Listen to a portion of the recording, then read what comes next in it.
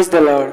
सबको जय मसीह की। दोस्तों झूठ बोलना पाप है, यह आप सभी लोगों को पता है। और हमारे यहोवा परमेश्वर ने भी अपने 10 आज्ञाओं में हमें यही बताया है कि तुम कभी झूठ मत बोलना, क्योंकि झूठ बोलना पाप होता है और यह शैतान का काम है।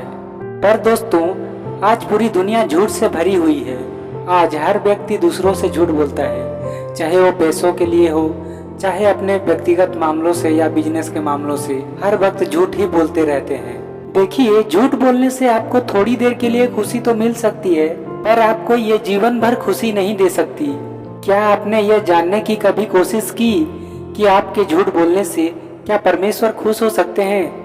कभी नहीं। देखिए, आज हर व्यक्ति दूसरों के साथ झूठ बोलते रहते हैं और उनके लिए ये कॉमन चीज है। लेकिन अगर सोचिए, आप परमेश्वर से ही झूठ बोलेंगे तो आपका क्या होगा?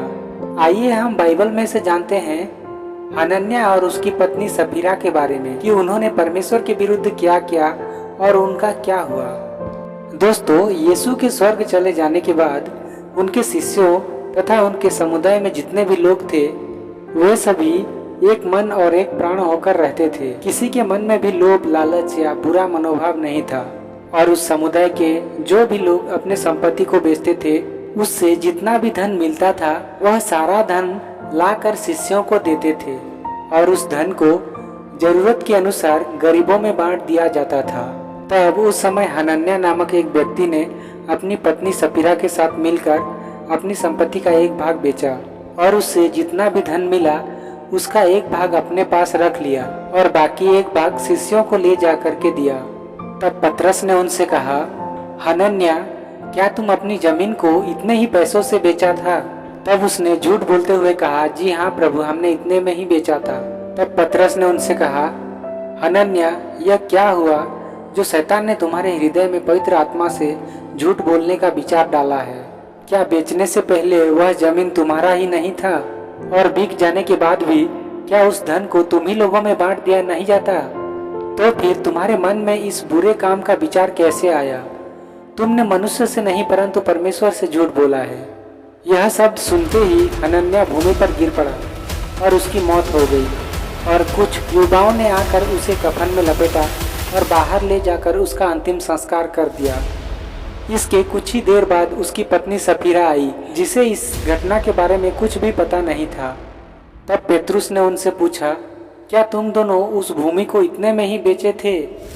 उसने कहा, जी हाँ, इतने में ही। इस पर पेतरुस ने कहा, ऐसा कौन सा कारण है कि तुम दोनों ने प्रभु की आत्मा को परखने का दुस्साहस किया? जिन्होंने तुम्हारे पति को दफनाया है वे बाहर द्वार पर हैं, जो तुम्हें भी ले जाएंगे।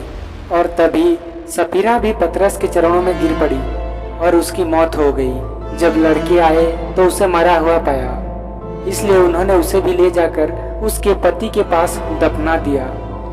दोस्तों, पतरस पवित्र आत्मा से परिपूर्ण एक व्यक्ति था और वे दोनों पतरस से झूठ बोलने लगे, यानी पवित्र आत्मा से झूठ बोलने लगे, जिससे उनकी मौत हो गई। दोस्तों, आप इस बात से समझ ही गए होंगे कि झूठ बोलना कितना बड़ा पाप है और यह परमेश्वर की दृष्टि में कितना बड़ा अपमान का विषय है। दोस्तों, हम लोग सोचते हैं कि झूठ बोलने से कुछ नहीं होगा, किसी को पता भी नहीं चलेगा, लेकिन परमेश्वर सब जानता है। हम क्या कर रहे हैं, क्या करने वाले हैं, हम क्या सोच रहे हैं, यह सब उसको पता है। देखिए, जब कभी भी आप मंडली या कलीसिया को कुछ दान दे रहे हैं, तब निस्वार्थ भाव से दीजिए। अपने मन में किसी भी प्रकार का लोभ या लालच ना रखें। अगर आपको हमारी ये वीडियो पसंद आए तो लाइक करना और चैनल को सब्सक्राइब जरूर कर लेना, ताकि आपको हमारे आगे आने वाले वीडियोस जल्दी मिलते रहें। मिलते हैं एक और नए वीडियो में, तब तक परमेश्वर आपके साथ रहे।